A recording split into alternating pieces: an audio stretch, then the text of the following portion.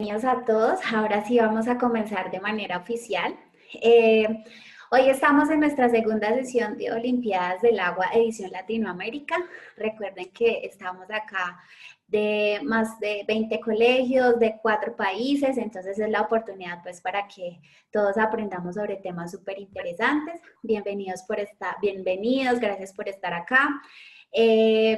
Recuerden que en la parte de abajo del panel hay algo que se llama preguntas y respuestas. Por ahí nos pueden saludar, pueden hacer las preguntas que tengan para que nuestros invitados del día de hoy nos respondan y pues acá, a raíz del tema que vamos a hablar, que el tema va a estar súper interesante.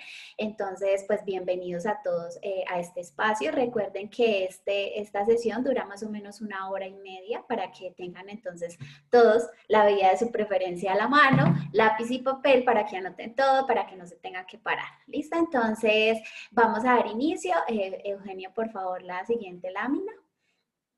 Como les conté, nosotros estamos acá acompañados por más de 20 colegios de diferentes países. Sabemos gente aquí de Colombia, de Ecuador, de Argentina, de Chile, de diferentes ciudades de estos países. Entonces, bienvenidos a todos, bienvenidos a los profes que están conectados acá acompañando a sus alumnos, bienvenidos a todos ustedes chicos que aceptaron esta invitación. Espero que aprendan muchísimo y yo sé que sí, que tengan muchas dudas para que le pregunten a nuestros dos invitados del día de hoy.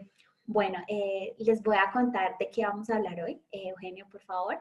Hoy vamos a hablar sobre un tema súper importante que es la desalación y el reuso del agua. Tenemos una empresa invitada que es la que va a hablar el día de hoy de este tema. Ellos son CDM Smith, están ubicados en Santiago de Chile. Tenemos 2 personas invitadas el día de hoy, son Eugenio y Cristóbal, y ellos son 2 personas que nos van a contar sobre este tema. Este tema es súper interesante porque vamos a aprender que con el agua se pueden hacer cosas que no teníamos ni idea, o de pronto algunos de ustedes sí tenían idea porque en sus países se hace. Entonces vamos a aprender muchísimo. Bueno, Cristóbal es ingeniero químico, lleva 3 años trabajando en esta industria, está trabajando actualmente en CDM Smith. Apréndanse en esta empresa, por favor. Es una pista que les estoy dando. Cristóbal pues está trabajando allá, se encuentra pues asesorando proyectos de plantas desaladoras en este momento, una de las plantas más grandes de Latinoamérica. Entonces este chico que ven acá al lado es Cristóbal. Y también tenemos como invitado a Eugenio.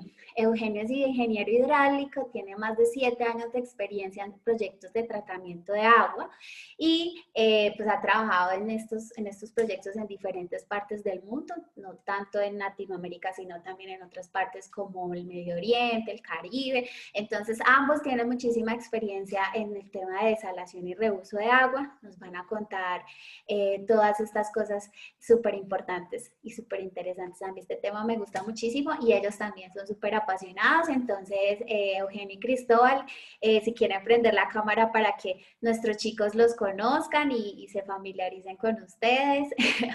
Bueno, ya saben que por la pandemia tenemos que usar tapabocas. Como ellos están juntos, entonces están usando tapabocas. Yo estoy sola aquí en este espacio, entonces por eso yo no uso tapabocas. Entonces, se los presento a ellos dos son los que nos van a hablar el día de hoy sobre desalación y reuso. Recuerden que la empresa se llama CDM Smith y se encuentra ubicada en Santiago de Chile. Entonces, chicos, bienvenidos. Tenemos aquí más de 200 personas conectadas, entre alumnos y profesores. Entonces, el espacio es de ustedes, los dejo con nuestros chicos. Hola a todos, ¿cómo están? Eugenio acá con Cristóbal al lado mío. Vamos a hacer lo que el que está hablando no usa su tapaboca, ¿no es cierto? Y el otro sí, así que porque estamos juntos. Y bueno, les estamos en este momento transmitiendo desde Santiago, Chile, desde nuestras oficinas de CDM Smith acá en Chile, ¿no es cierto? Ahí está, ahí funciona. Bueno, entonces les cuento un poco sobre lo que es CDM Smith. Somos una empresa de ingeniería que tiene más de 70 años de experiencia en más de 25 países. Y en Latinoamérica tenemos oficinas en Colombia y en Chile. y somos de las top 4 firmas de ingeniería a nivel mundial, según el ranking ENR del 2019, y estamos basados en Boston, en Massachusetts, en Estados Unidos, y desarrollamos proyectos relacionados con agua, transporte, infraestructura, energía y medio ambiente, ¿ya? Son más de 125 oficinas en el mundo y más de 5.000 trabajadores. Entonces, hoy día vamos a conversar de estos 3 puntos principalmente. Se nos está acabando el agua, vamos a conversar sobre sequía y escasez hídrica, que son conceptos muy distintos. Sobre la desalación, ¿por qué nos interesaría desalar? ¿Qué hay detrás de la desalación? ¿Cómo se hace y cuál es el potencial de esta? Y el reuso. No sé si habrán escuchado del reuso, que es algo muy interesante. ¿De qué se trata? ¿Cómo funciona? ¿Y cuál es el potencial de esto? ¿No es cierto? Entonces, con respecto al agua, este gráfico seguro ya lo habrán visto más de alguna vez, pero es importante recalcar cuánta agua hay y cuánta se puede usar realmente desde lo inmediato, ¿ya? Entonces, el 75% de la Tierra está cubierto por agua, el 97% del agua de la Tierra es salada, ¿ya? Entonces no podemos llegar y tomarla, ¿no es cierto? 2.5 del agua de la Tierra es agua dulce, ¿ya? El agua dulce es la que sería como de más inmediato acceso. 69% de esa agua dulce está congelada en glaciares, entonces tampoco es tan de inmediato acceso al final. Y 0.75% de esa agua dulce está bajo tierra, es decir, es agua subterránea. Entonces, no es que haya poca agua, es que es poca el agua que estaría dulce, ¿no es cierto? Y estos dos fenómenos, estos dos conceptos es importante que destaquemos cuáles son sus diferencias. La sequía responde a un fenómeno meteorológico. Por ejemplo, llueve menos en un lugar donde antes había más agua, deja de haber tanta agua porque ha llovido menos, ¿ya? Ahora, la escasez hídrica tiene que ver con otra cosa. Puede tener que ver con sequía, pero también significa, es una escasez hídrica en el sentido de que hay poca agua, puede ser por sequía, digo, pero también puede tener relación con otras cosas. Por ejemplo, la contaminación, ¿ya? Se habla de que tenemos escasez hídrica, quizás porque se contaminó una fuente de agua importante y ya no tenemos la oportunidad de usarla, ¿ya? Y lo que es interesante es que tiene que ver mucho con la gestión y con cómo nosotros los humanos damos el uso y los permisos al agua, ¿no es cierto? Hay lugares donde hay un montón de agua, exceso de agua, y aún así hay escasez hídrica en cuanto al agua potable que podemos tener acceso, ¿ya? Entonces, vamos a hacer una pregunta a ustedes con una votación que vamos a hacer ahí, que se les va a presentar en sus pantallas. Disculpa, Isabel, quizás tú puedes explicar eso mejor. Claro, sí, chicos. Bueno, aquí hay unos que son nuevos, otras personas ya saben cómo es la dinámica porque la sesión pasada lo hicimos. Entonces, lo que vamos a hacer es que nuestra amiga que maneja esta plataforma Zoom nos va a mostrar esta pregunta. Según las Naciones Unidas, ¿qué porcentaje del mundo será afectado por la falta de agua para el 2025? Entonces vamos a votar. ¿Ustedes qué piensan? ¿Que el 10%, que el 20%, que el 50%? Entonces en sus pantallas va a aparecer un recuadro y lo que ustedes hacen es darle clic a ese 10%, a ese 20% o al 50% según lo que ustedes crean. Entonces vamos a votar, vamos a hacer una pequeña encuesta para que Eugenio y Cristóbal después nos cuenten cuál es el resultado real y vamos a hablar un ratico sobre eso. Entonces chicos, voten por favor y ya en un momento nuestra amiga del Zoom, nuestra compañera del Zoom nos va a decir, chicos, ese es el resultado. Entonces ahí los dejo para que sigan con nuestros chicos. Entonces el resultado, no sé si ustedes lo pueden ver en este momento, pero un 3% respondió que es 10%, y prácticamente la mitad responde 20% y la otra mitad 50%. Bueno, la estimación, según la ONU, que es para que el 2025 un 50% del mundo va a ser afectado por la falta de agua, ¿ya? Pero esto va en aumento, y de hecho ellos estiman que para el 2050, el orden va a ser del 75%. Entonces existe una preocupación mundial en torno a este recurso y que se ha manifestado por varias instituciones. Estamos teniendo ya una presión importante con respecto a la cantidad del agua disponible. Y por esto mismo es que debemos empezar a mirar hacia nuevas fuentes de abastecimiento, ¿ya? Y ahí es donde comienza toda esta idea de lo que vamos a hablar hoy.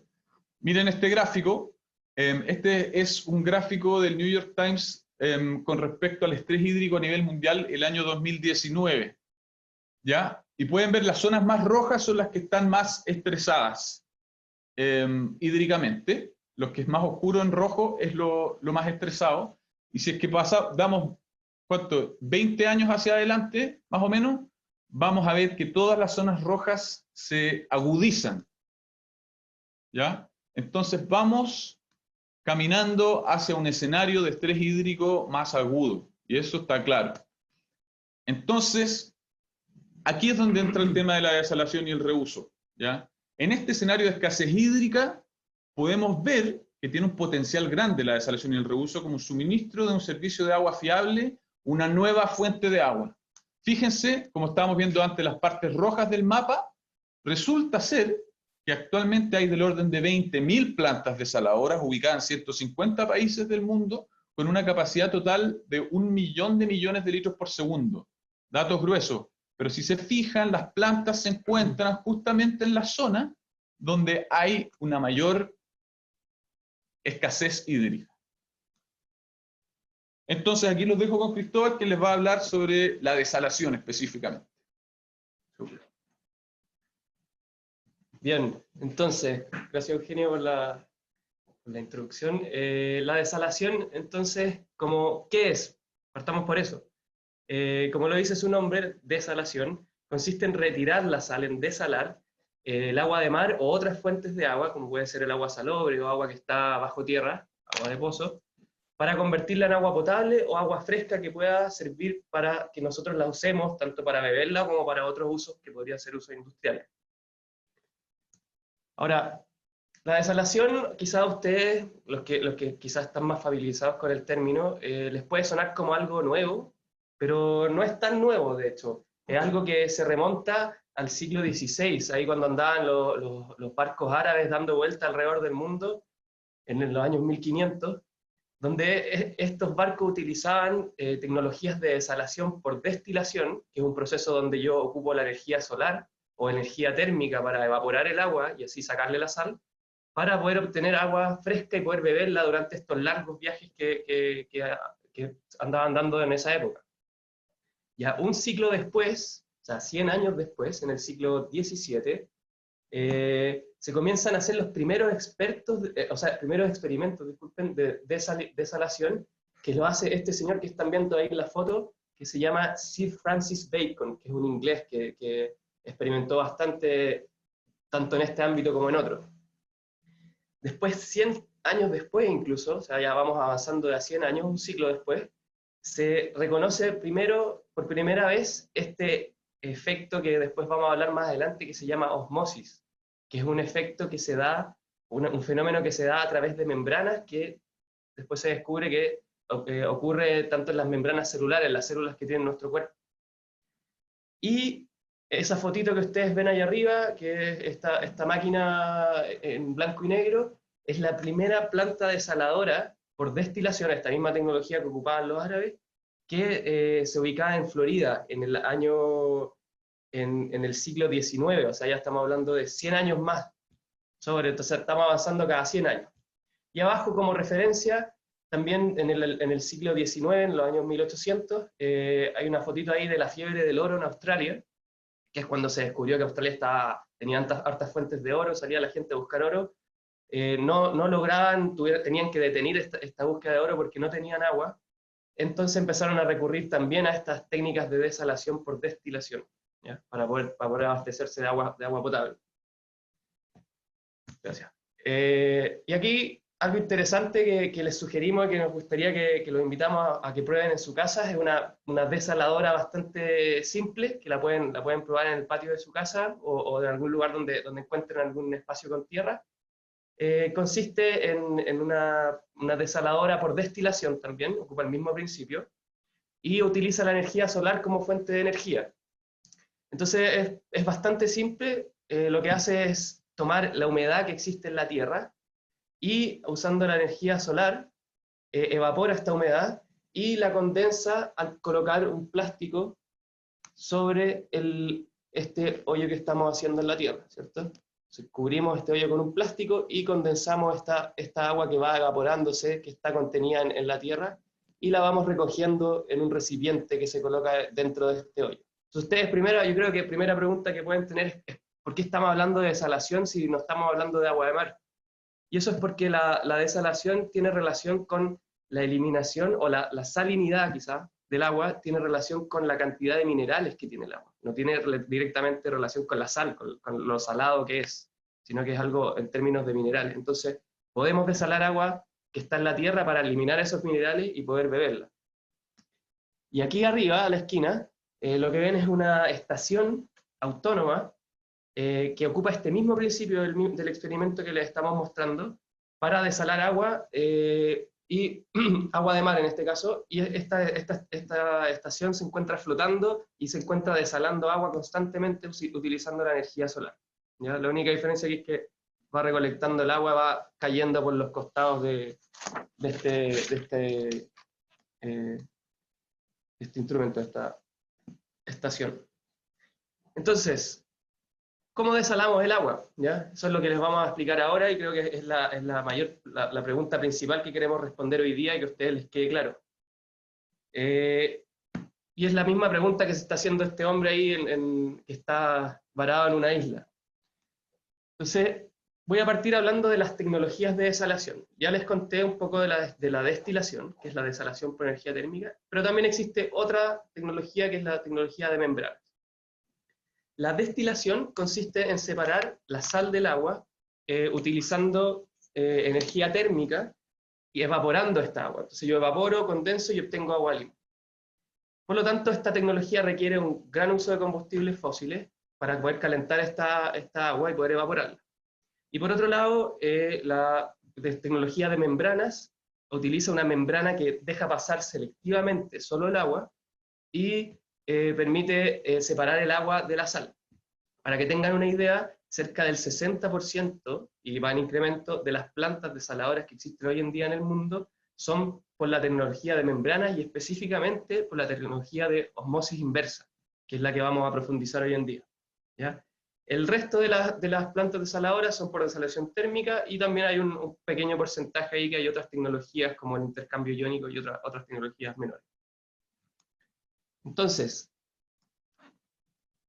¿cómo separamos y cómo funciona esta membrana que les comenté antes que logra la separación del agua, de la sal del agua?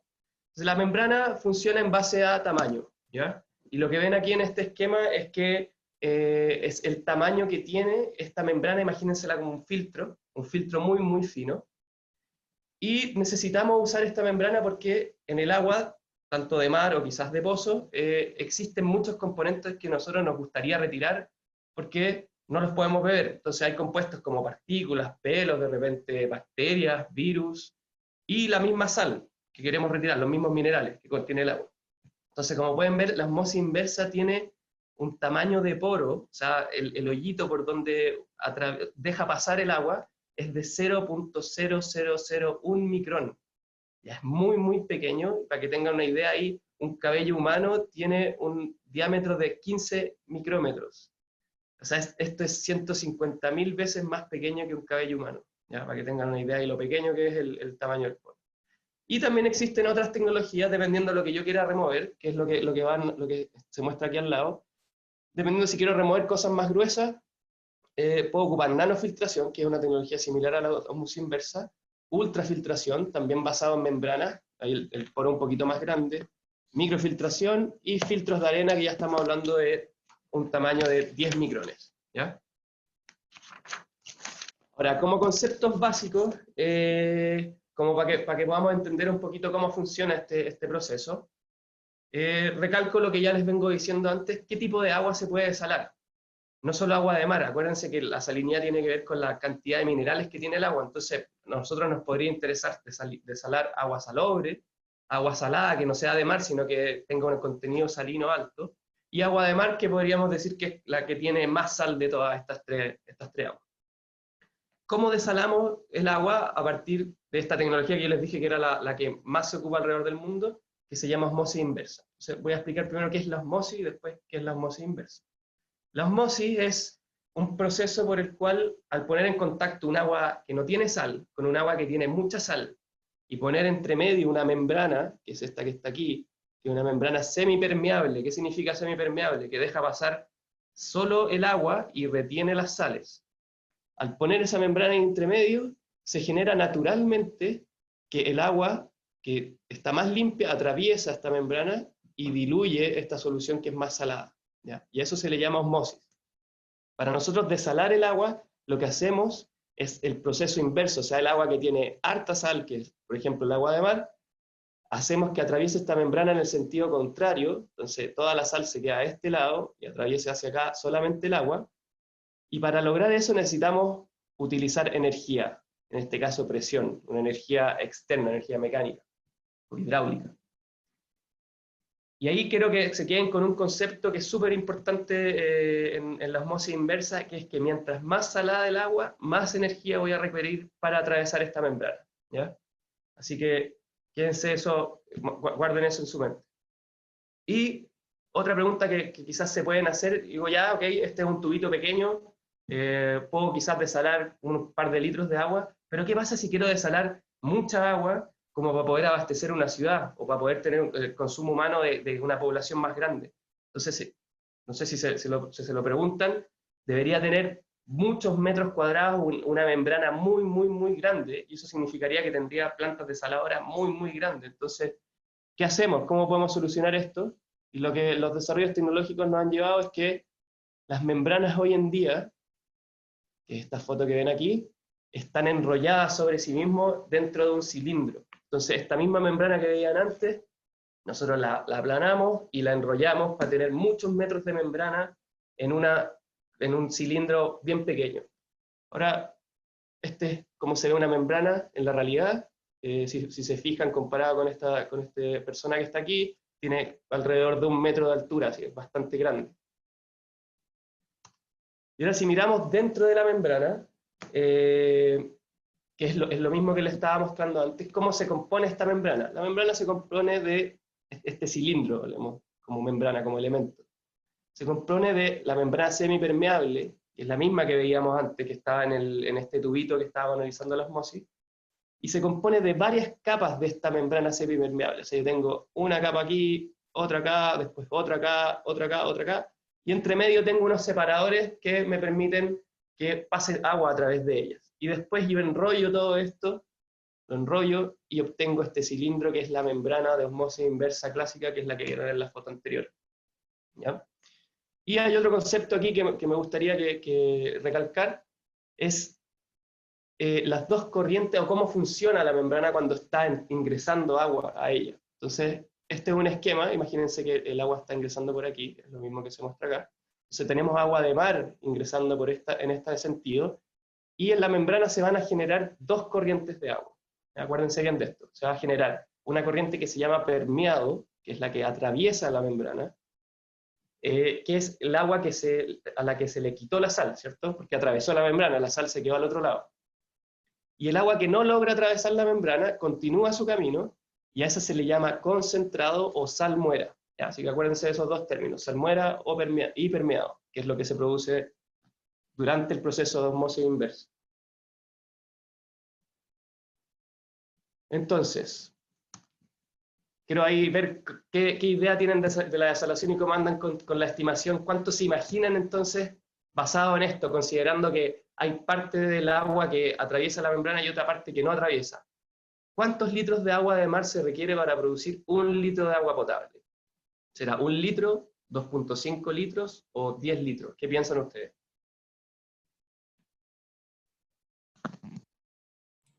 Chicos, recuerden que como la vez pasada, en su pantalla va a aparecer un recuadro y lo que ustedes tienen que hacer para votar es darle clic a la opción que ustedes consideren que es la apropiada o la correcta.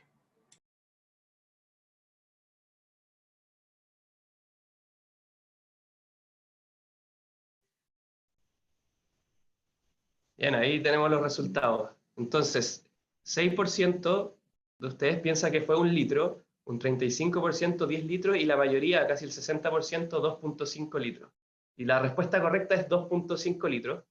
Las plantas desaladoras hoy en día tienen alrededor de un 40% de eficiencia. Eso significa que por cada 100 litros de agua que ingresan a la planta, yo solo obtengo 40 litros de agua desalada. Y los otros 60 litros se devuelven al océano como salmuera, ¿ya? Así que muy bien los que respondieron 2.5 litros.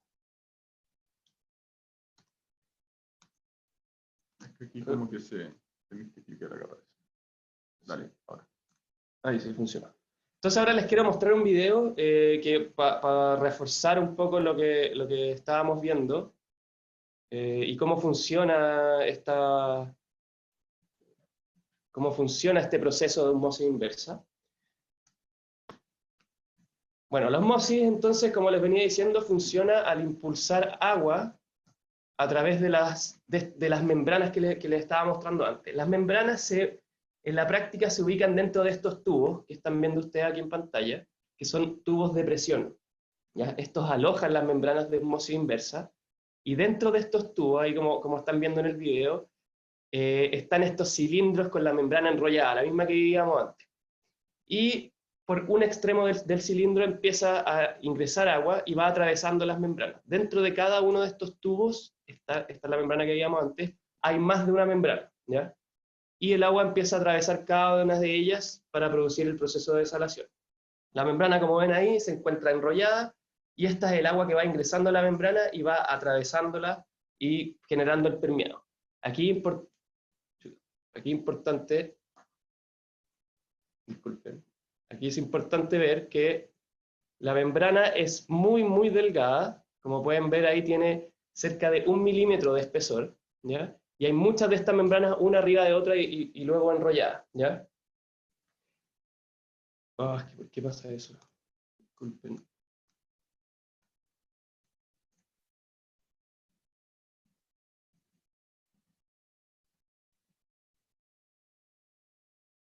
Bueno, ahí se va generando el permeado, y la membrana funciona reteniendo los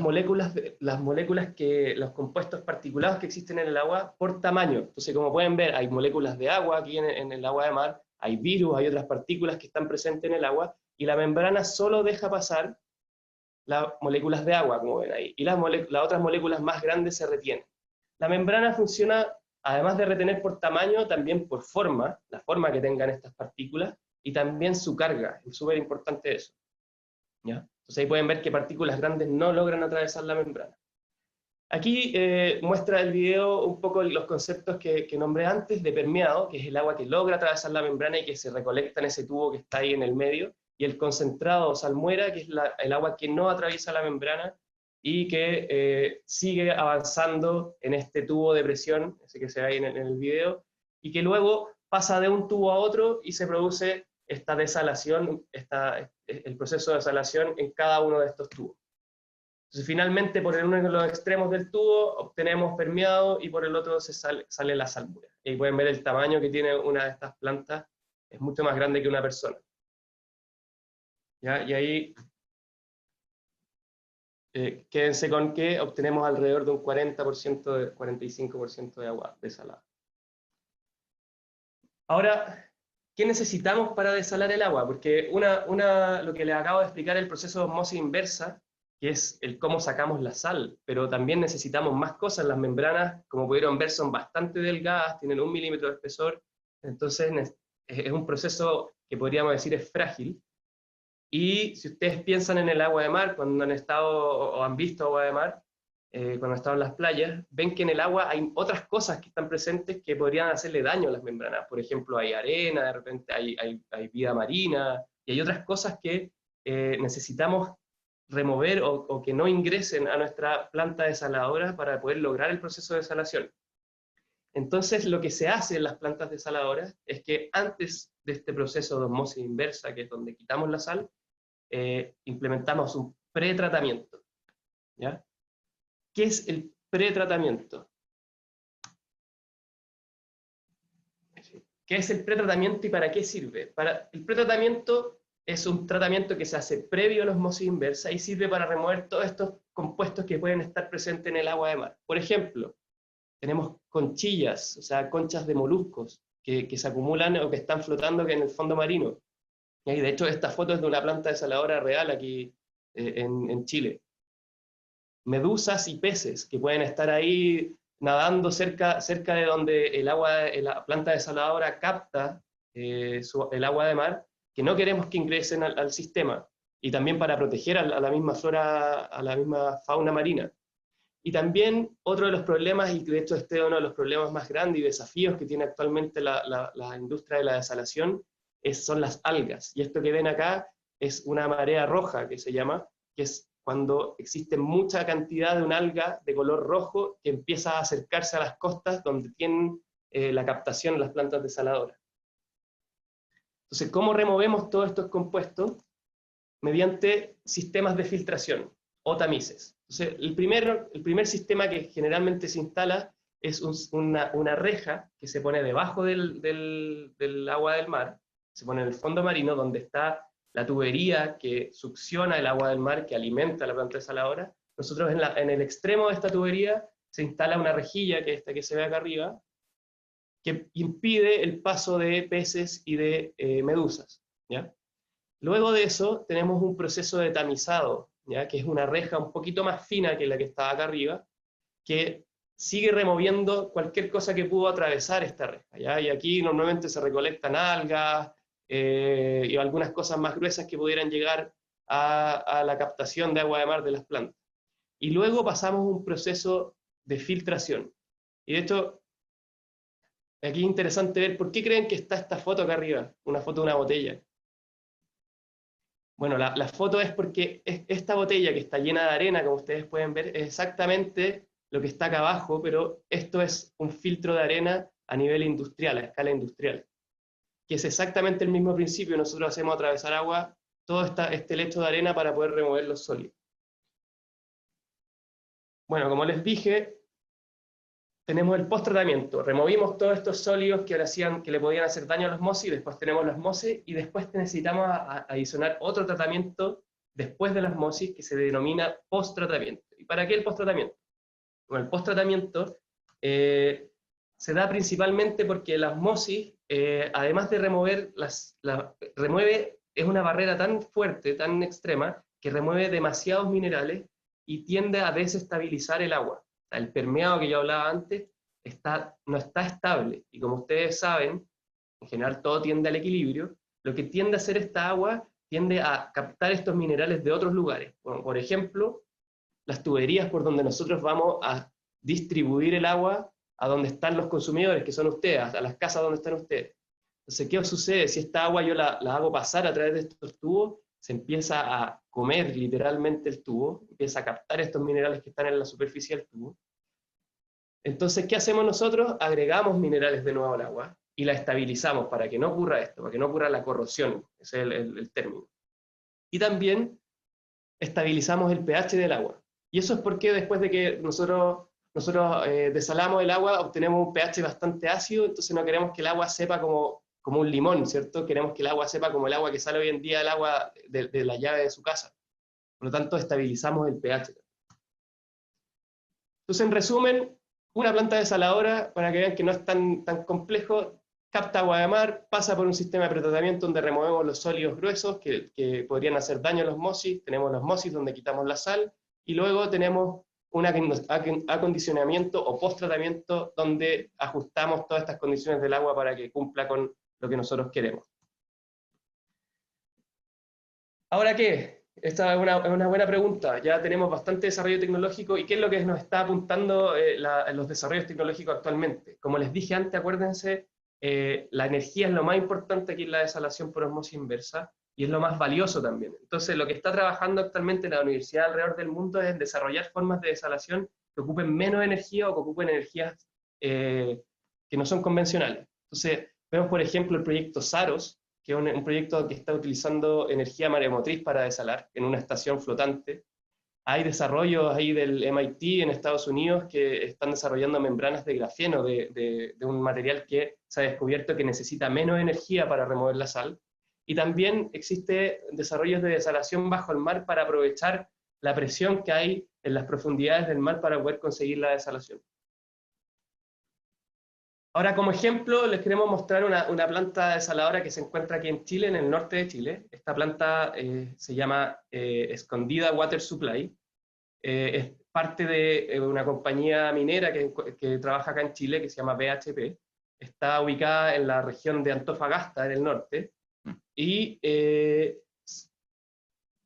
¿por qué se instaló esta planta? La BHP instala esta planta, o construye esta planta, porque busca desestresar los acuíferos que desde donde captaba agua para suministrar agua a sus procesos.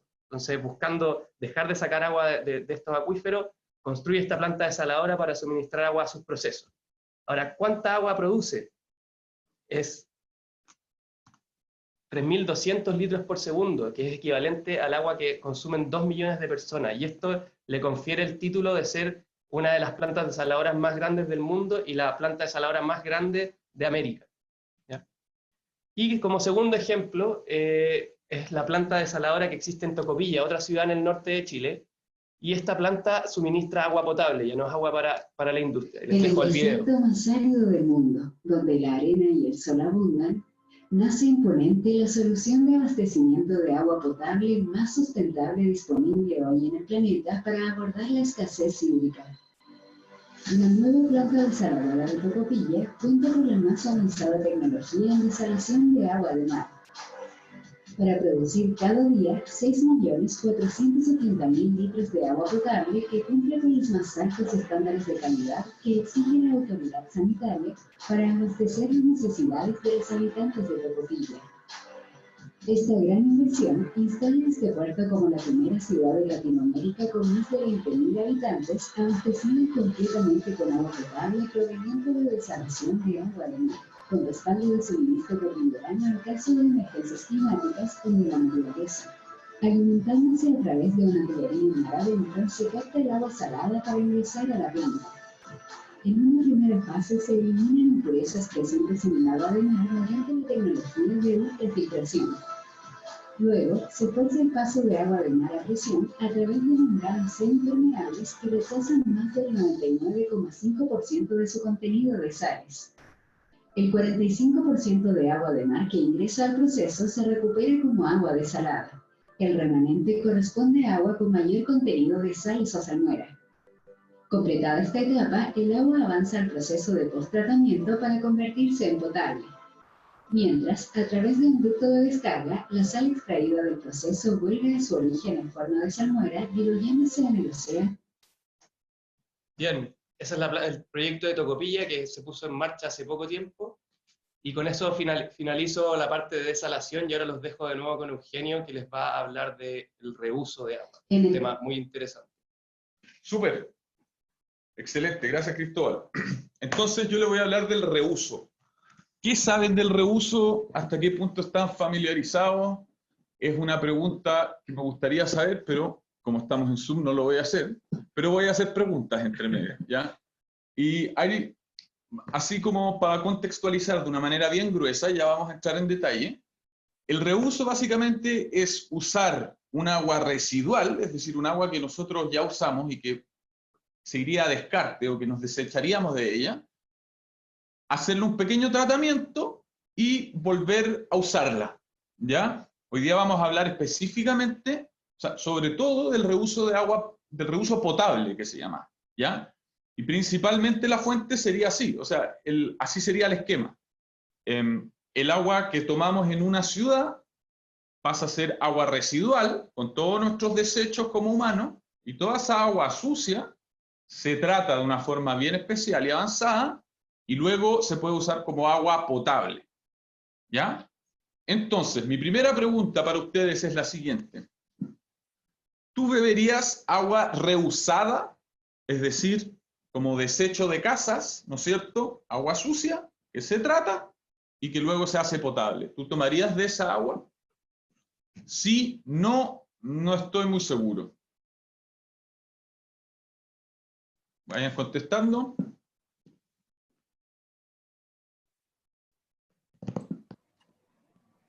A ver qué dicen las respuestas. Yo creo que la gran mayoría va a decir que no. Yo pensaría algo similar. Veamos, Ok. veamos, veamos. Vamos a esperar a ver. Veamos qué pasa. Sí, Mira. miren, la gran mayoría Ah, dice muy que bien. pero no es tanto la gran No estoy mayoría. seguro. de otro- Entonces, sí, 46%, no, 11%, no estoy seguro, 43%. Interesante, es un tema muy importante en este tipo de proyectos y la opinión de la gente, qué opina la gente, es clave, porque en proyectos de este tipo hay algo profundo en nosotros que nos hace pensar que uno tira la cadena del excusado y que algo misterioso pasa y llega a nuestro vaso, y el vaso al final es un poco anónimo. Claro, el agua se ve transparente, se ve muy bien, pero ¿te convence realmente? Entonces, quería destacar este punto porque han habido proyectos grandes relacionados con el reuso de agua potable que se caen o que no terminan siendo desarrollados porque por el rechazo público, ¿no es cierto? Y esto es algo interesante. Aquí podemos ver que este es un estudio que se hizo en el condado de San Diego, en Estados Unidos, que el año 2004 se hizo una encuesta a muchas personas de si estaban a favor o en contra de proyectos de reuso de agua potable. El rojo es que están en contra y el más verde el que están a favor. Y el 2004, cuando se presenta el proyecto, mucha gente estaba en contra, fuertemente opuestos, pero ya el 2012, después de muchos años ya de educación y de campañas de culturizar a la gente en cuanto a lo que significa el reuso y de su potencial como una nueva fuente de agua confiable, se puede ver que la opinión cambia bastante. Entonces, para este tipo de proyectos es clave, ¿no es cierto?, que la gente esté informada sobre su potencial. Ahora, para que hablemos del mismo lenguaje, voy a profundizar y voy a explicar un poco el concepto de aguas residuales, que quizás ustedes ya lo entienden, pero por aguas residuales me refiero a un agua que usamos y que pasa a ser ahora basura, llamémoslo, es decir, un residuo que ya no me interesa, ¿ya? En palabras muy gruesas, obvio. Entonces, por ejemplo, existen aguas residuales domésticas que se generan cuando usamos el excusado con todos nuestros desechos, cuando nos bañamos, el agua que es después del baño, la que llega a la tubería y se va por la recolección, ese sería un agua residual, ¿no es cierto? Y el agua de la lavadora, por ejemplo. Estas tres fuentes de aguas residuales domésticas son distintas y tienen distintos componentes químicos, son distintas cantidades y funcionan de una forma distinta, ¿no es cierto? Y otro ejemplo de lo industrial, de las aguas residuales industriales, la industria del chancho o de los marranos o los puercos, como sea que lo llamamos en Latinoamérica.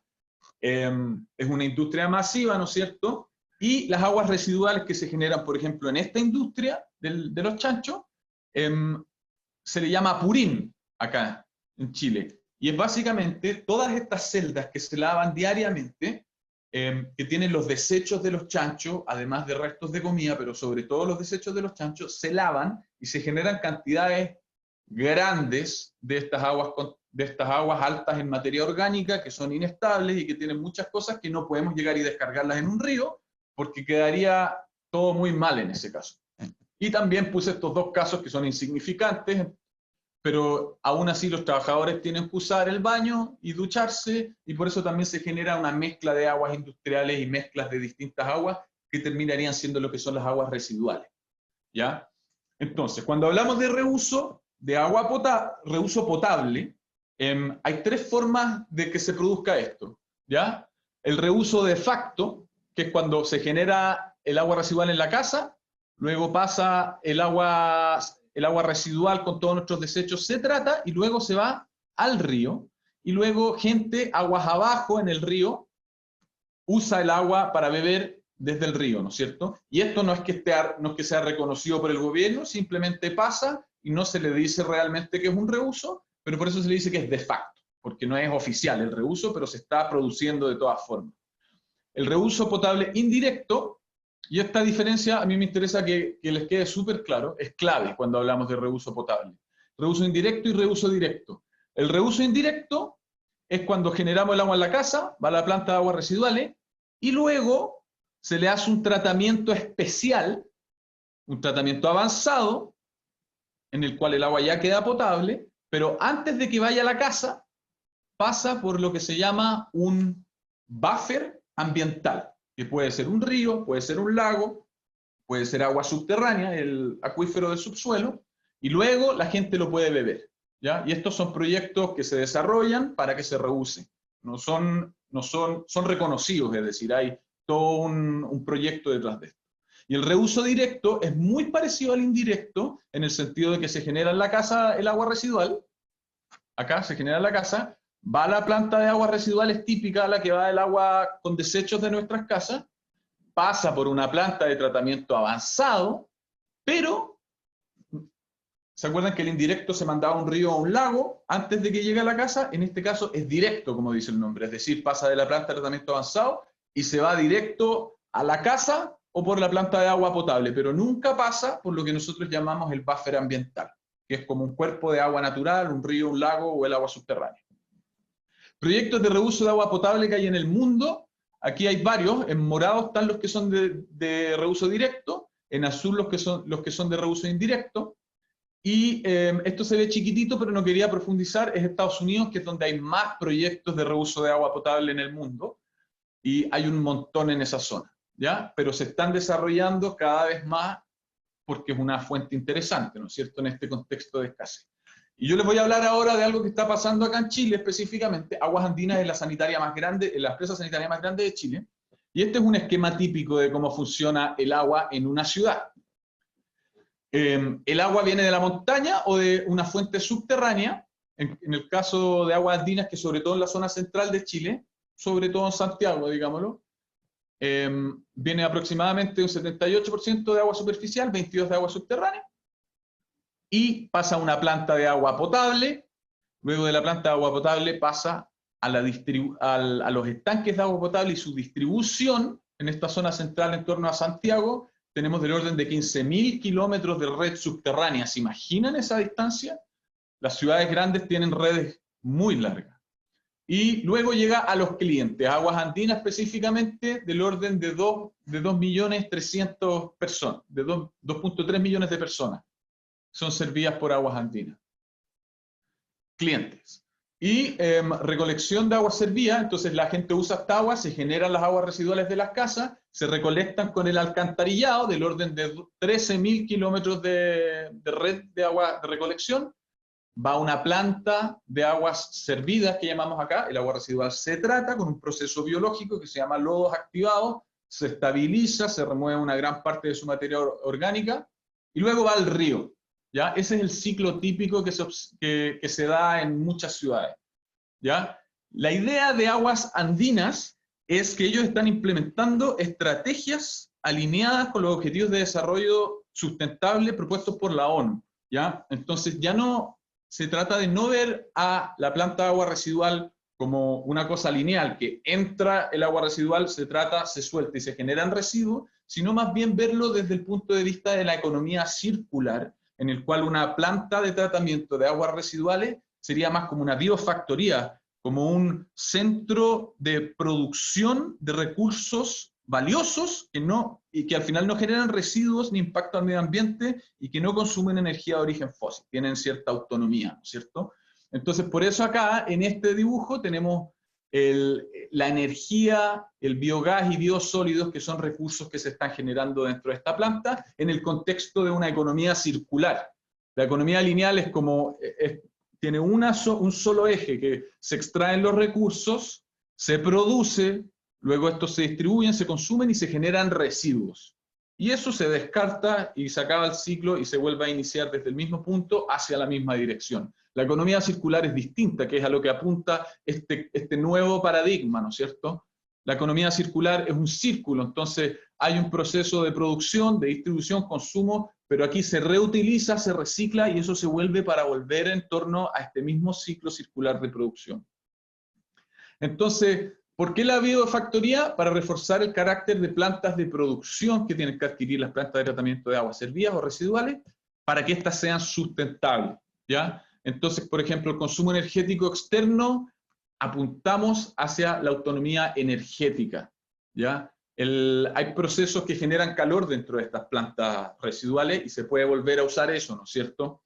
El gas también, hay procesos como la digestión anaeróbica que generan biogás, y acá, por ejemplo, en la planta más grande que tenemos en Chile, la Farfana, ese gas lo reutilizamos y se vende, se da hacia una parte de la población de Santiago para que cocinen y calienten sus casas.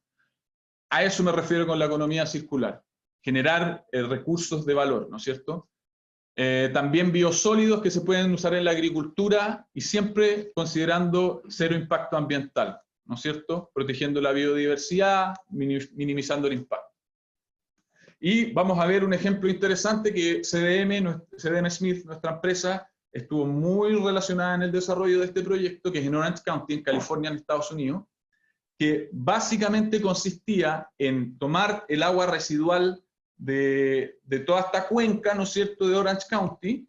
Cuando antes toda esa agua residual se trataba y se mandaba al Océano Pacífico, se decidió hacer lo siguiente: se tomaba esta agua residual, se trataba y una parte de ella se inyectaba al subsuelo, pasaba entonces por este buffer ambiental para rechazar la pluma de agua de mar que entraba, que estaba haciendo que el agua potable que se estaba sacando del subsuelo estuviera salada. Entonces, con el tiempo, el agua de mar percolaba hacia el continente y los pozos que tenían para hacer agua potable empezó a salir agua salada, que ya no nos servía. Entonces, este proyecto tenía dos objetivos: una, hacer retroceder la pluma salina, y otra, dar agua potable, que es lo que hace ahora, que da agua potable para casi 1 millón de personas en el condado de Orange County, porque impulsan el agua y hacen que el agua percole al subsuelo y se infiltre, de tal forma que después se pueda extraer con pozo. Es decir, en este proyecto tenemos un tipo de reuso donde antes de llegar a la gente pasa por un buffer ambiental. Entonces la pregunta que viene ahora es: ¿qué tipo de reuso es el de Orange County? ¿Se acuerdan de lo que hablamos de que hay distintos tipos de reuso? Directo e indirecto. ¿Ya? ¿Cuál creen ustedes que es este tipo de reuso?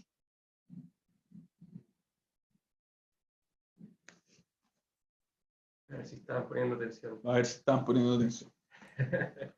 Ellos son muy pilos, hacen unas preguntas súper interesantes, entonces yo creo que todos van a responder correctamente. Sí, yo también creo. Yo también pienso lo mismo. ¿Qué tipo de reuso es el de Orange County? Estas tuberías moradas son las típicas tuberías de reuso. Se usa ese color para cuando hablamos de aguas reusadas. Hay alguien que está dudando mucho su respuesta porque se toma un montón de tiempo. Sí, chicos, vamos súper parejos, pero bueno, ya vamos a lanzar los resultados. Todo bien, todo bien. Tómense su tiempo. Ahí salieron los resultados. Ok. 50.0, 60.0. Muy bien. Entonces, recordando el concepto de reuso, el indirecto es el que se trata y luego pasa por un buffer ambiental, ¿ya? Entonces, el tipo de reuso de Orange County es un reuso potable indirecto, porque antes de que llegue a la gente, nosotros lo que hacemos que percole, que entra a la napa subterránea y luego se extrae con pozos y se manda a la gente.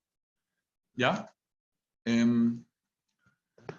Entonces, ya estamos prontos a terminar, pero la pregunta, la desalación y el reuso, ¿pueden salvar al mundo? Así como bien categórico para los titulares de los diarios. Y la respuesta nuestra sería más bien, es parte de la solución para resolver la escasez.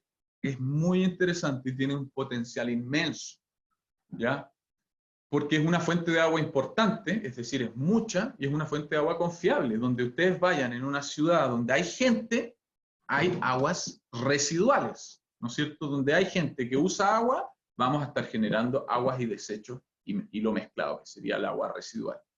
Entonces, tiene un potencial inmenso. Y algo que también quizás es importante mencionar es relacionado con el costo, ¿no es cierto? Todos estos proyectos grandes para ciudades grandes, es muy importante para el momento de tomar la decisión de hacer lo que va a ser al final más económico, ¿no es cierto? O al menos eso entra dentro del criterio. Entonces, es importante ver que desalar agua de mar es más caro que usar el reuso indirecto, ¿ya? Entonces, creo que eso se les quede también en la cabeza, que creo que es importante. Y ya terminando, ¿cuáles son los prontos desafíos relacionados con la desalación y el reuso? Con la desalación, el enfoque de los estudios y de lo que se está tratando de hacer para que pueda ser una tecnología más favorable es mejorar su eficiencia energética. Recuerden que la desalación requiere una gran cantidad de energía. Por ejemplo, con osmosis inversa, para atravesar la membrana, cuando es más salada también se requiere más energía, ¿no es cierto? Los costos, la operación de las plantas, el mantenimiento, los equipos, todo eso incurre en costos importantes que el desafío es minimizarlos a futuro. Y el medio ambiente. Los principales dos ejes en torno al impacto ambiental serían sobre todo el uso de energía y el descarte de la salmuera, ¿no es cierto? Entonces, estudiar el desafío también de minimizar el impacto con el medio ambiente. Con respecto al reuso, potable específicamente en este caso, los contaminantes emergentes, donde hay gente hay aguas residuales, y donde hay gente también hay un uso de fármacos importantes y de desechos industriales que terminan llegando al agua. Y todo eso llega al agua, y si no se trata apropiadamente, podría llegar al agua potable. Lo bueno es que sabemos hacerlo. El tema es cómo lo hacemos de la forma más eficiente y menos costosa, y ahí entra el costo también, ¿no es cierto? Y con respecto a la opinión pública, estas campañas de culturalizar a la gente y de educarla en torno a qué significa el reuso, su potencial y su capacidad de resolver problemas de escasez hídrica. Esos serían los desafíos. Y así se acaba nuestra presentación y los invitamos, por si tienen alguna pregunta, quizás podemos ayudarlos a resolver sus dudas. Claro, No sé. Eugenio, sí. Por acá hay bastantes preguntas. Recuerden que tenemos 15 minuticos de preguntas para que después vayamos a jugar Kahoot. Retomando un poco lo que hablaste al final sobre los contaminantes emergentes, ese es nuestro próximo tema de la sesión del 11 de diciembre. Entonces, súper chévere que lo tocaste al final porque entonces así los chicos ya saben de lo que vamos a hablar la próxima sesión. Entonces, bueno, empezando con las preguntas, tenemos una pregunta de Santino. Él nos dice: hola, buenos días. Mi consulta es sobre el aire acondicionado. ¿Cómo puedo usarlo ahora que hace mucho calor sin gastar mucha energía y por ende mucha agua?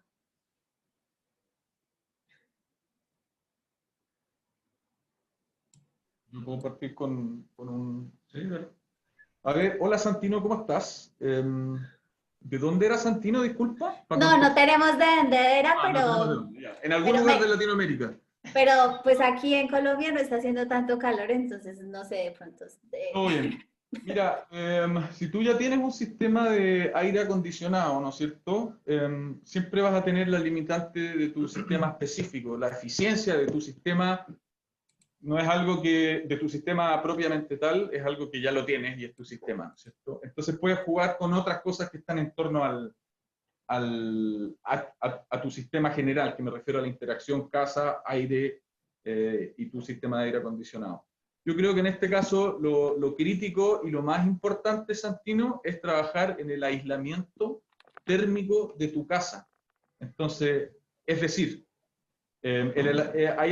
todos los materiales tienen distintas capacidades de aislar el calor, la acústica, la electricidad y muchas otras propiedades, ¿no es cierto?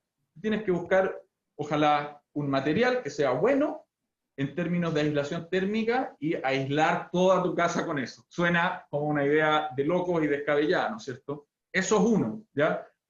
Cambiar el material de tu casa es algo muy costoso y es un trabajo dantesco. Quizás hay lugares específicos donde tú los puedes poner. Otras cosas clave es las ventanas, cierra las ventanas. Y las fugas que hay en los bordes de las ventanas, eso es súper importante. Y esto no solo es válido para el aire acondicionado, sino que para la calefacción de la casa. ¿Ya? Pero es una súper buena pregunta y yo creo que mi primera respuesta sería trabajar en la aislación de tu casa. Y cerrar las ventanas, Claro. que es menos costoso. Bueno, nos preguntan acá varias cositas sobre la salmuera. Entonces, una de ellas, que era la salmuera, que no entendieron muy bien qué es eso. Otra es que si la salmuera se devuelve al océano, si esto no afecta la acidez o la salinidad del agua del mar y por ende pues de la fauna marina. Y otra de la salmuera, que otra, pues no tiene que ver con la salmuera específicamente esta palabra, pero dicen que si el agua, que si la sal que queda después de desalar el agua se puede usar para otras cosas, por ejemplo, el consumo humano o para la industria, o se puede hacer algo con esa salmuera antes de, pues después de desalar el agua. Ya, voy a partir por la primera, ¿qué es la salmuera? Voy a clarificar el término. Entonces, la salmuera, acuérdense que la membrana de osmosis inversa ahí deja pasar agua y retiene las sales, ¿cierto? Entonces, el agua que atraviesa la membrana, que es la que se desala efectivamente, se llama permeado. Pero hay parte de esa agua que no logra atravesar la membrana, porque acuérdense que tenemos una eficiencia del proceso alrededor de 45 o 40%. O sea, hay parte que se queda ahí, que se queda junto con las sales que no atravesaron la membrana, ¿ya? Entonces, todas estas sales que se van reteniendo en la superficie de la membrana, ¿ya? Imagínense que esto atraviesa así, se queda la sal acá, se mezcla con esta agua que no logra atravesar la membrana y obtengo un agua mucho más salada. Entonces, por eso se llama salmuera, ¿ya? O concentrado. ¿Ya? Eso es la salmuera. La segunda pregunta era si retornaba al mar y qué ocurría. Efectivamente, la salmuera, las plantas desaladoras en general retornan la salmuera al mar. Y para retornarlo se hace un diseño específico y se hace un cálculo específico para minimizar su impacto en la fauna y en el medio ambiente, ¿ya? Y eso lo que se hace es que hay varias medidas, pero una, por ejemplo, es que se descarga esta salmuera muy alejado de la costa, ¿ya? La segunda medida es que se hace un diseño para que al descargar la salmuera se disipe rápidamente, lo que se llama pluma salina, se disipe esta pluma y se disuelva en el agua. Acuérdense que el mar es muy, muy grande y nosotros estamos descargando un poquito de salmuera comparado con el tamaño del mar. Entonces, si lo hacemos de una forma eficiente y si hacemos que esta salmuera se abra, así como un abanico, podemos lograr que la salmuera se diluya rápidamente y en los primeros metros de este chorro que estoy tirando hacia el mar, ya no voy a detectar la salmuera, ya voy a tener la misma salinidad del agua de mar. Y eso hace que el impacto al medio ambiente se minimice, ¿ya? Hay varios estudios que se están haciendo ahora para verificar cuáles son los efectos de las plantas desaladoras, pero en términos prácticos estas son las medidas que se toman, ¿ya? Y la tercera pregunta era el reuso de la sal. El reuso de la sal. Sí, hay varias formas que si se puede reusar la salmuera, pues darle otra utilidad después de sacarla de desalar. Mira, hay varias cosas que se están estudiando hoy en día respecto al reuso de salmuera. Una es procesarla para obtener los mínimos minerales que están contenidos en la salmuera.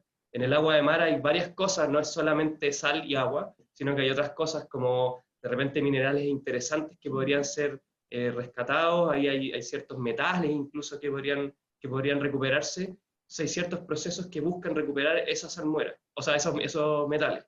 Hay otros procesos que también buscan quizás producir hidrógeno verde, utilizando esta misma salmuera.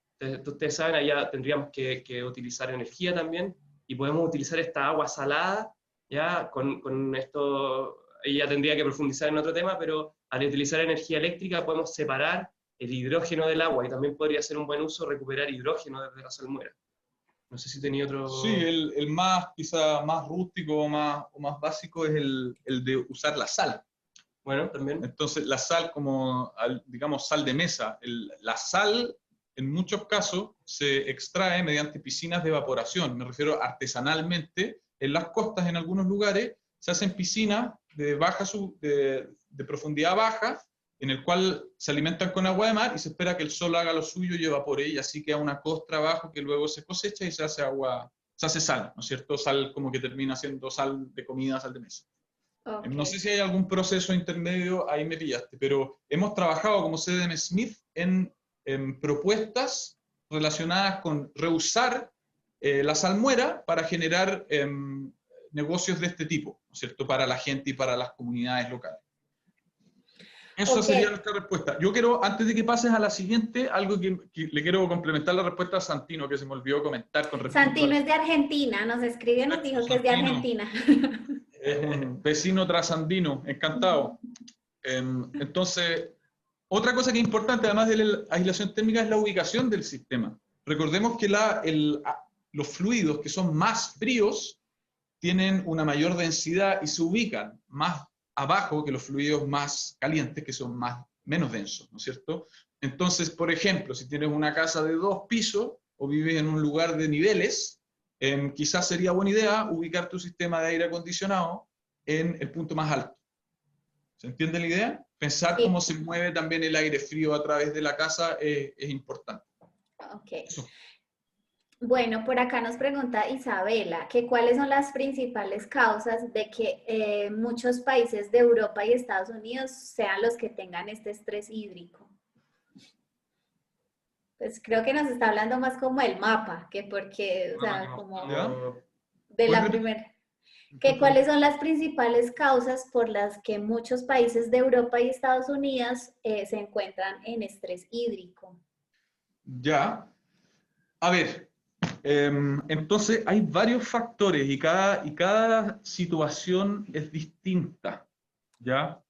Se habla mucho del cambio climático, por ejemplo. Hay lugares donde las tendencias de precipitación, es decir, lluvia o nieve, han estado disminuyendo importantemente, ¿no es cierto? Eso está más bien relacionado con la sequía, que aporta el estrés hídrico, ¿no es cierto? Otra cosa muy importante tiene que ver con el aumento de la población y el aumento de la industria productiva también, ¿no es cierto? Mientras más gente tenemos, más agua necesitamos. Entonces, no, en algunos casos no es que haya menos agua, es que hay más gente. ¿Se entiende? Explota la población, necesitamos más agua, el agua que teníamos antes ya no es suficiente. Ese es otro caso. La industria. Hay lugares que se han especializado en que empiezan a producir mucho más. Ciudades que se transforman en núcleos productivos industriales que requieren de mucha agua y eso genera un estrés hídrico para otros usos, por ejemplo, el de agua potable de la población. Contaminación.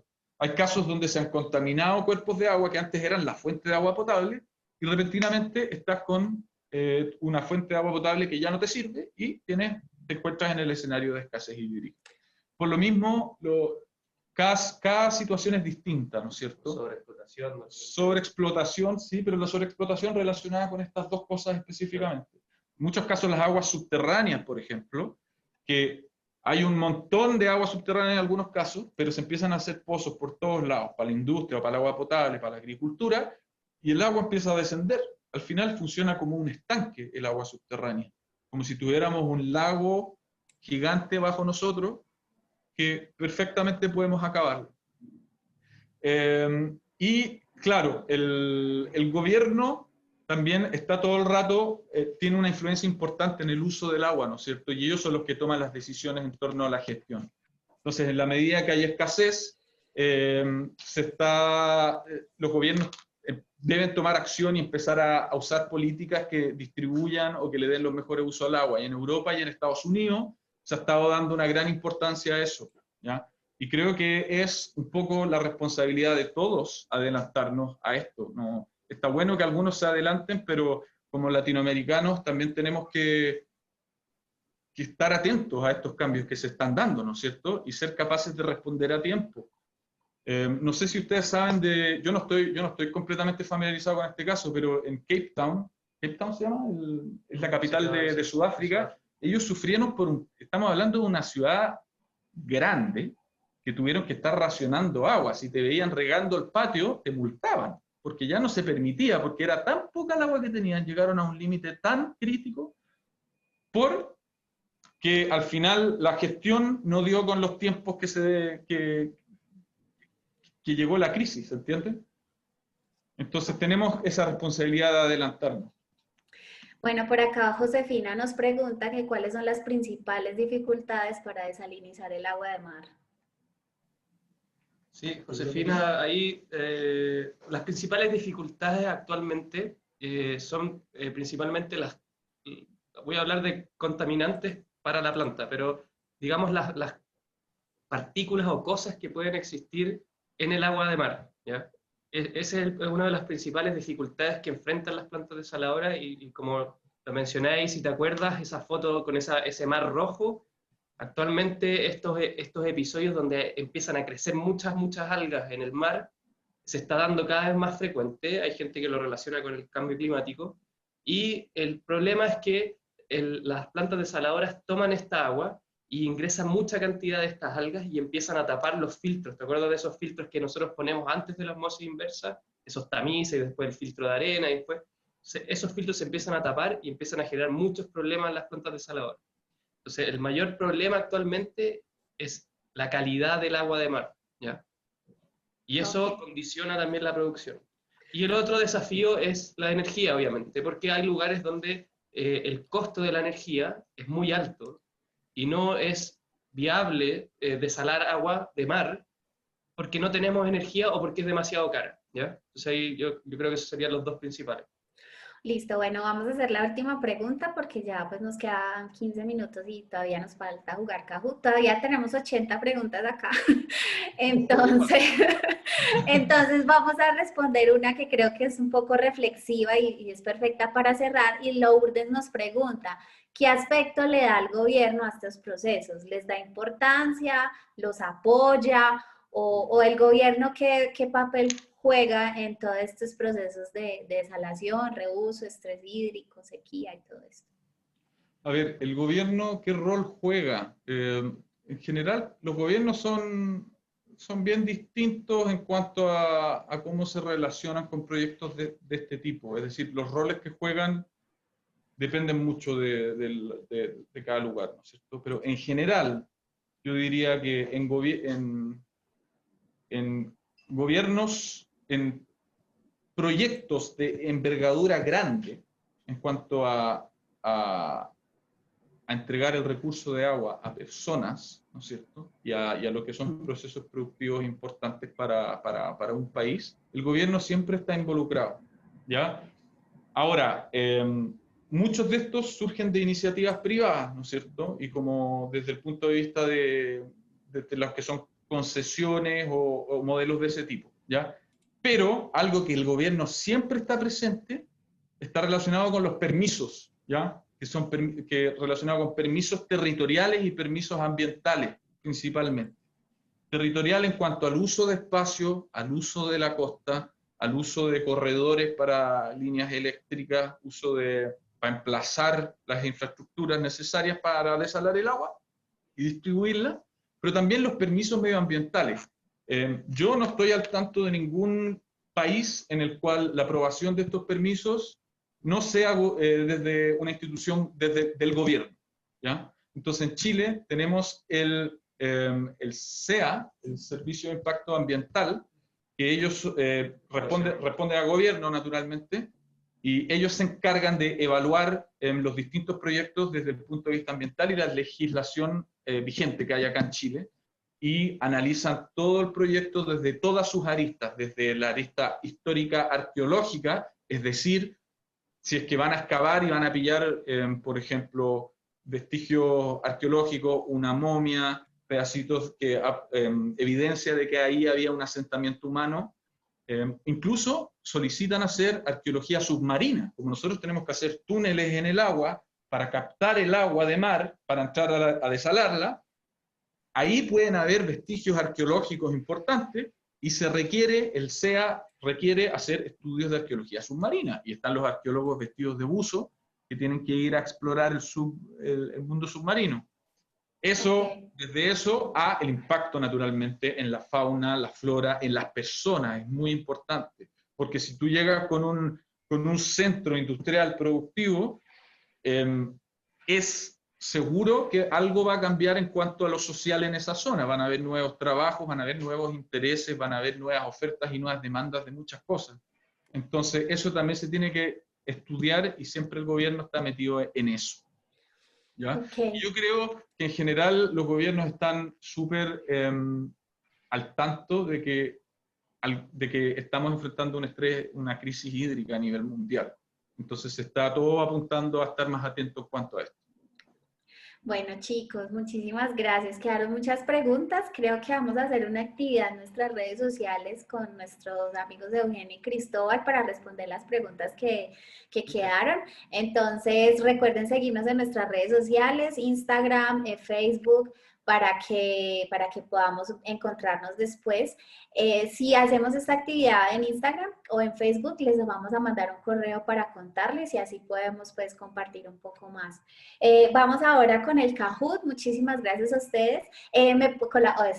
Queremos felicitar antes de empezar a Lorena, a Juan Diego y a Lourdes, que fueron las personas que ganaron en el Kahoot de la vez pasada. Entonces quiero contarles que hoy tenemos una sorpresa muy especial para los 3 ganadores del Kahoot, cortesía de nuestra empresa invitada al día de hoy, que es CDM Smith. Entonces van a estar muy atentos, espero que contesten correctamente, también muy rápido. Entonces, bueno, ya para los que no son nuevos, recuerden, deben tener un dispositivo adicional, deben entrar a www.kahoot.it y ahí les va a pedir un número de game que ya se los voy a dar. Entonces vamos a empezar a jugar. Entonces vamos a compartir acá la pantalla. Eugenio, ¿me puedes dejar de compartir la presentación, porfa, para yo poder...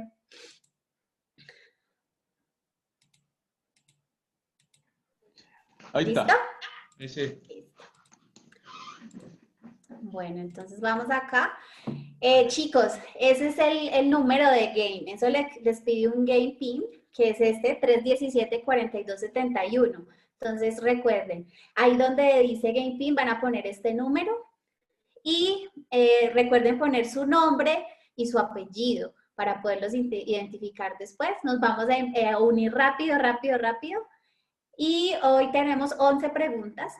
Estas preguntas fueron utilizadas, todos ellos, o sea, Eugenio y Cristóbal nos dijeron todo lo que va a estar ahí. ¿Listo? Entonces vamos a unirnos rápidamente. Recuerden, es su nombre y su apellido. Y para las personas que... para las personas que ganen, vamos a tener una sorpresa muy especial para los 3 primeros lugares. Entonces, súper pilas, súper atentos. Ajá. Camila Jiménez, Tomás Marchán, Paula Ramírez. Benjamín, Paula, Fran, no, aquí hay muchas personas. Recuerden que tenemos más de 300 niños participando de diferentes países. Entonces, vamos a unirnos rápidamente. Vamos a dar 3 minuticos porque hoy nos alargamos un poco. Leila. Recuerden, chicos, algunos preguntan aquí en la sesión de preguntas y respuestas que cómo se unen.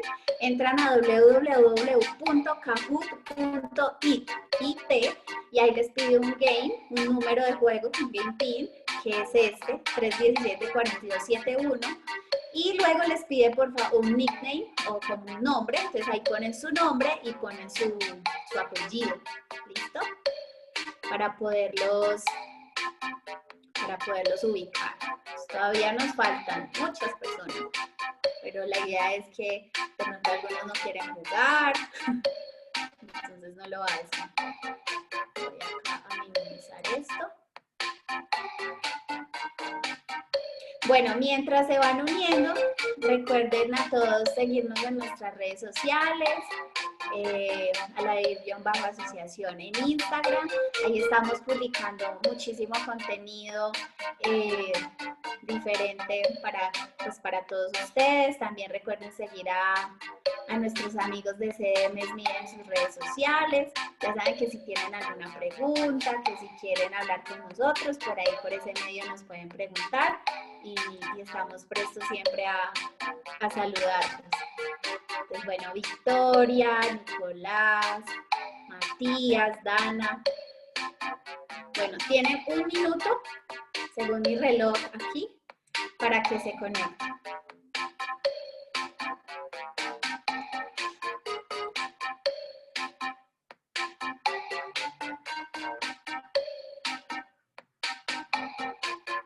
Bueno, vamos a ver. Emilia, León. Tenemos muchas personas acá participando. Catalina, Sebastián, Renato, Caterina, Antonella, María, Isabela, Hay un montón. Bueno, voy a esperar a que llegue a los 175 y empiezo, porque pues ustedes tienen sus compromisos académicos, Eugenio también tiene compromisos, Cristóbal, y esto dura una hora y media para que ustedes sigan con sus clases. Entonces vamos a empezar. 68, 69, 70. Listo. Bueno, creo que ya fue suficiente. Los que van a jugar ya se anotaron, entonces vamos a empezar. ¿Listo? Listo. Vamos a empezar. Bueno, esta pregunta dice así. Son 11. ¿Cómo se distribuye el agua en el planeta Tierra? Esa fue la primera diapositiva que apareció. Entonces vamos a ver ustedes qué piensan. Es la opción roja, amarilla, azul, verde. Recuerden que en su celular ustedes deben presionar el color que consideren que es la opción correcta. 93, muy bien. Sigamos, Guadalupe va punteando. Segunda, esta va por doble puntaje. ¿Cuántos litros de agua de mar se requiere para producir un litro de agua potable? ¿Se acuerdan que hicimos una encuesta de eso y todos supieron?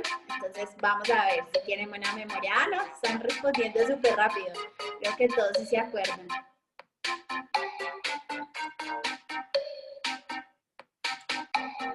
¿Listo? Bueno, 1, 0.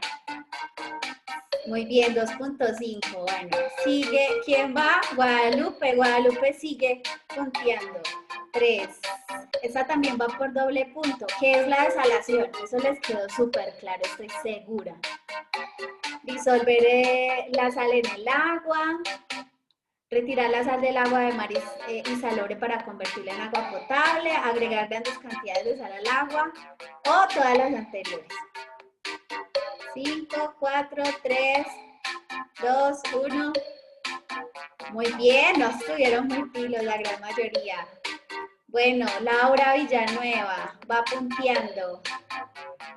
¿Qué tipo de agua se puede desalar? Recuerden que nos dijeron que habían varios tipos de agua que se podían desalar. Entonces, ¿cuál creen ustedes? ¿La salobre, la salada, la de mar? Todas. Vamos a ver qué piensan.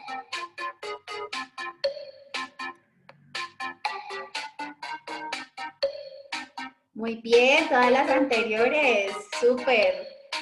Alexis, bienvenido al podio. ¿Cómo se llama el objeto que se utiliza para retirar la sal del agua de mar y salobre? Es este objeto, ¿se acuerdan cómo se llama? Es un colador, es un filtro, es una membrana, es un embudo. ¿Ustedes qué creen? 5, 4, 3, 2, 1. Membrana, muy bien. Listo. Natalia, bienvenida al podium. Este va por doble puntaje. ¿Cuál de estas tecnologías es la más utilizada para desalar el agua? La térmica, la fotovoltaica, la ósmosis inversa, los aerogeneradores. Estuvimos hablando de esta palabra mucho durante toda la presentación que hicieron nuestros compañeros. Vamos a ver si se acuerdan. Ósmosis inversa, perfecto. Bueno, ¿cómo va esto? Lourdes, bienvenida al podio. ¿Esto es falso o verdadero? ¿Ustedes qué creen? ¿Se puede tratar el agua de mar para convertirla en agua potable apta para el consumo de las personas? ¿Ustedes qué creen? ¿Que esto es cierto o que esto es falso?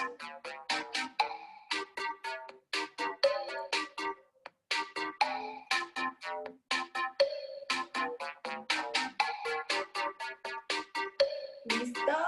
Eso. 2, 1. Perfecto, verdadero, es verdadero. Sigamos, Lourdes, sigue nuestro podio. Faltan 3 preguntas, estas por doble puntaje. ¿Qué es el reuso del agua? Entonces, es tratar el agua residual para usarla nuevamente, es retirarle la sal al agua por medio de una tecnología especial, es almacenar el agua en un tanque o ninguna de las anteriores. ¿Ustedes qué piensan que es el reuso del agua? Vamos. Muy bien. Creo que todos acertaron, la gran mayoría. Bueno, Lourdes sigue en el podio. Faltan 2 preguntas.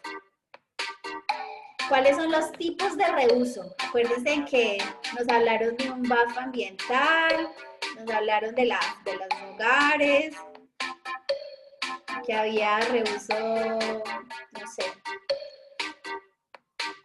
Yo tengo muy mala memoria, entonces creo que no me acuerdo. Vamos a ver. 1. Todas las anteriores. Perfecto. Listo. Lourdes sigue en nuestro podio. ¿Esta es falso o verdadero? Por doble puntaje. La desalación y el reuso pueden ser una solución para llevar el agua a las personas que no tienen acceso a ella. ¿Ustedes qué creen? ¿Que sí o que no? De acuerdo a lo que nos contaron. 10, 9, 7, 6, 5, 4, 3, 2, 1. Cierto, muy bien. Y, Lourdes, ahora Natalia está en el podio.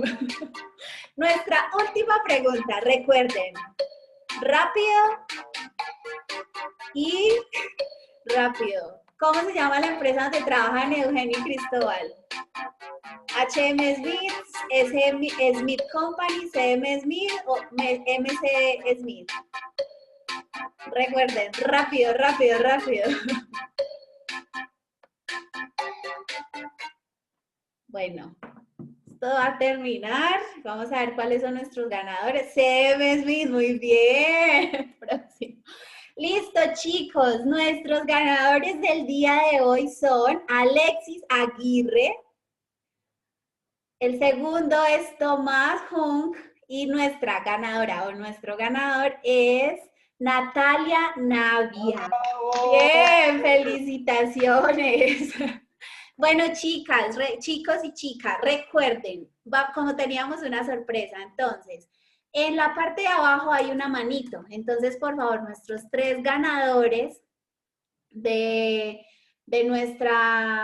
nuestro Kahoot van a poner su manito porque queremos conocerlos y queremos saber quiénes son ustedes. Entonces, Natalia, Tomás y Alexis, los queremos conocer. Eli nos ayuda, ya veo a Natalia, ya veo a Tomás, falta Alexis. Ay, Natalia. Listo, Natalia, hola. Tomás, Natalia. Hola. Hola Natalia, ¿cómo estás? Buenos días. ¿Puedes activar tu cámara? Sí, regálenme un segundo, por favor. Dale, listo. Tomás, hola, ¿cómo estás? Tomás, ¿me escuchas? Bueno, Tomás no me escucha. Y Alexis Aguirre ya está ahí también levantando la manito, Eli, si nos colaboras con Alexis.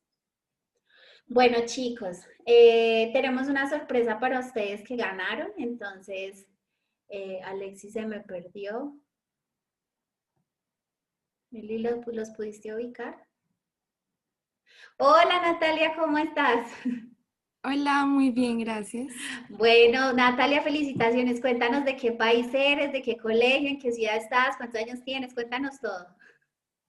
Soy de Colombia, estudio en el Colegio Bilingüe Richmond de Bogotá y tengo 16 años. Ok, Natalia, ¿qué fue lo que más te gustó de lo que Eugenio y Cristóbal nos contaron hoy? La verdad me gustaron varias cosas. No sabía, por ejemplo, no sabía varias cosas como el proceso de lo de quitar el agua, quitar la sal del agua. Me pareció bastante interesante.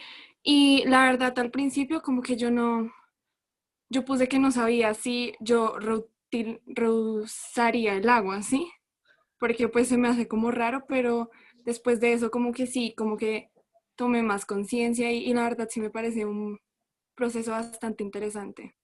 Bueno, Natalia, muchísimas felicitaciones. Bueno, tú fuiste la que ocupó el primer lugar, entonces, cortesía de nuestros amigos de CDM Smith, te vamos a dar una gift card de Amazon por $75. Entonces, te vamos a contactar por correo electrónico para que nos des tus datos y puedas llevarte tu premio. Entonces, Listo, muchas muchísimas gracias. felicitaciones y que lo disfrutes.